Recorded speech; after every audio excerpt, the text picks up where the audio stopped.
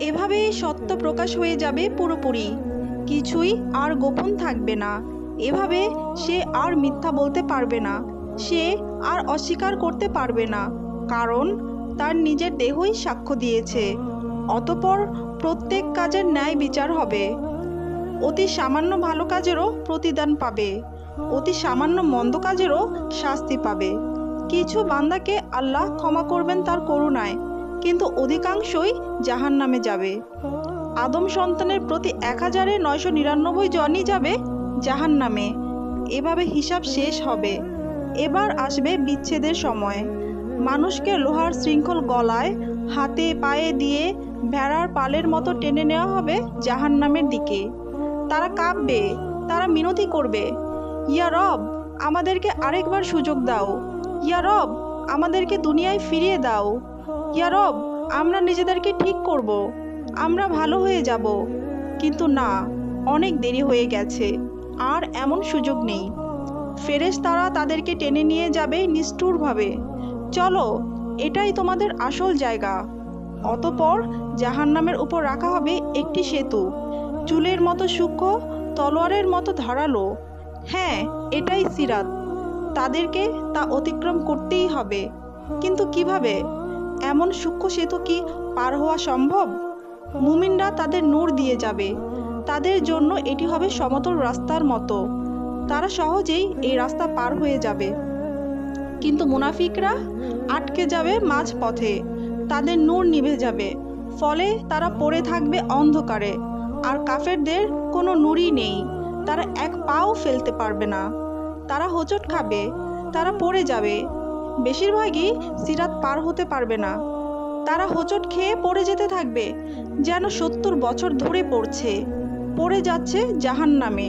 প্রতিটি চিৎকার, একটি চিৎকার, লক্ষ চিৎকার, কোটি কোটি চিৎকার। জাহান্নাম হাঁ করে অপেক্ষা করছে ক্ষুধার্ত দানবের মতো।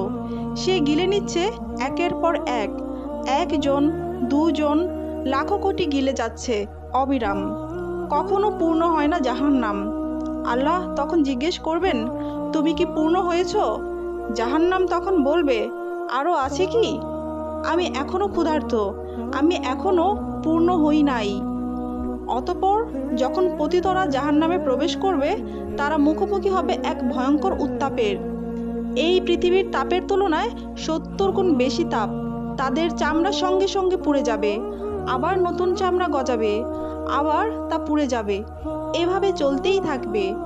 জাহান্নামের আগুন মানুষ ও পাথর দ্বারা আগুন পাবে, ফলে তা অত্যন্ত উত্তপ্ত হয়ে উঠবে। ফলে তাদের শুরু হবে তৃষ্ণা, ভয়ঙ্কর তৃষ্ণা।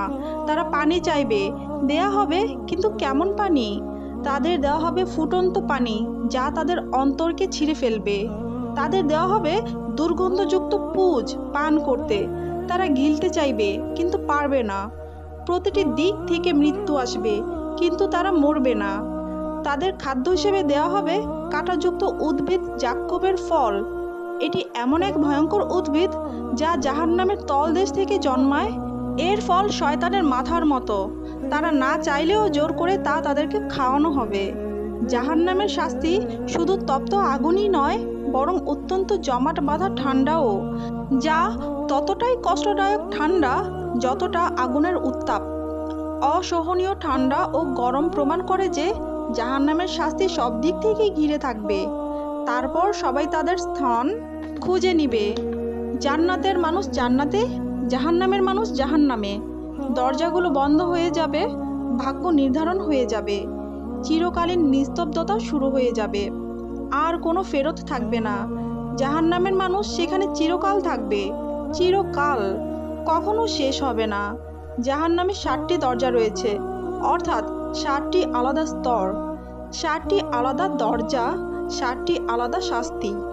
৭টি দরজা পাহাড়ের মতো বিশাল, একটির নিচে আরেকটি স্তূপ হয়ে আছে। এই দরজার আড়াল থেকে এক লাল আলো জ্বলে উঠবে, যা মানুষের মনে এক ভয়ের সঞ্চার করবে। এই দরজার প্রহরী সামনেই দণ্ডায়মান থাকবে, যার চেহারা কঠোরতম খোদাই করা। জাহান্নাম সৃষ্টির দিন থেকে সে কখনো হাসেনি। প্রতিটি দরজা আলাদা ব্যক্তির জন্য, কেউ হালকা, কেউ খুব ভারী। প্রতিটি দ্বন্দ্বপ্রাপ্ত ব্যক্তি জাহান্নামের প্রহরীকে বলবে, হে মালিক, তোমার রবকে বলো আমাদেরকে একেবারে শেষ করে দিক। কিন্তু মালিকের উত্তর হবে নীরবতা। জাহান্নামের প্রথম দরজা আকাশ কাঁপানো গর্জন করে খুলবে। এর উপরে লেখা থাকবে জাহান্নাম। এই সেই স্থান যা মুসলিমদের জন্য, যেসব মুসলিম ঈমান এনেছিল কিন্তু গাফেল ছিল, যারা নামাজ ফেলে রাখতো, যারা বলতো পরে পড়ব, যারা মিথ্যাকে অভ্যাস বানিয়ে ফেলতো, যারা মানুষকে কষ্ট দিয়েছে, অন্যায় করেছে, মানুষের হক মেরেছে, যারা বলেছে আল্লাহ তো ক্ষমা করে দিবেন কিন্তু তওবা করেনি। তারা যখন প্রবেশ করবে তখন তারা কেঁপে উঠবে। তারা বলবে, আমরা কি ঈমানদার ছিলাম না? আমরা কি কলেমা পড়িনি? আল্লাহ বলবেন, হ্যাঁ পড়েছিলে, কিন্তু দায়িত্ব পালন করনি। তাদের শাস্তি অস্থায়ী। যতদিন তাদের গুনাহ হবে ততদিনই তাদের শাস্তি চলবে। তারা জান্নাতে যাবে। তারপর দ্বিতীয় দরজা লাজা খুলবে ভয়ঙ্কর চিৎকারে। এই দরজার নাম লাজা, যার অর্থ আগুনের লেলিহান গ্রাস। এই আগুন জীবন্ত। এটি খুঁজে নিবে তাদের যারা ইসলামকে উপহাস করেছে, যারা কোরআনের আয়াত শুনে হেসেছে, যারা আজান শুনে অপেক্ষা করেছে, যারা মুসলিমদের নিয়ে ঠাট্টা করেছে। লাজা তাদেরকে শিকার করবে লাফিয়ে পড়ে, সিংহের মতো মাংস ছিঁড়বে, হাড় ভাঙবে, আবার তা জুড়ে দিবে। কারণ এখানে ব্যথা এক অন্তহীন চক্র। আর তৃতীয় দরজা সাকার গভীর নীরবতায় খুলবে। সাকা হলো আগুন যা ধ্বংস করে। এখানে শাস্তি তাদের যারা ক্ষুধার্তকে দেখে বলেছে আমার সমস্যা নয়, যারা ইয়াতিমকে চিনেও ফিরে গেছে, যারা গরিবকে উপেক্ষা করেছে, যারা সাহায্য প্রার্থীকে ফেলে গেছে, যারা শুধু আরামে মগ্ন ছিল। তাদেরকে জিজ্ঞেস করা হবে, তোমাদেরকে এই সাকারে কে এনেছে? তারা উত্তর দিবে, আমরা নামাজ পড়তাম না, আমরা গরিবকে খাবার দিতাম না। এখন তারা ক্ষুধার্ত কিন্তু কেউ খাবার দেয় না। এখন তারাই তৃষ্ণার্ত কিন্তু কেউ পানি দেয় না। যন্ত্রণা ফিরিয়ে আনে তাদের দুনিয়ার সেই নিষ্ঠুরতা। আর চতুর্থ দরজা হুতামা খুলবে এক ধাতব শব্দে। হুতামা হলো এমন এক আগুন যা হৃদয়কে চূর্ণ করে। এখানে সোনা রূপা আছে, কিন্তু কী ধরনের সোনা রূপা? এখানে আছে আগুনে গলিত উত্তপ্ত সোনা রূপা। যেসব ধনীরা ধন গণনা করত বারবার, যারা বলতো আরও একটু চাই, যারা গরিবকে ঠকিয়েছে, তাদের শাস্তি এখানেই হবে। তাদের সোনা হবে গলা শৃঙ্খল, রূপা হবে লোহার চাবুক।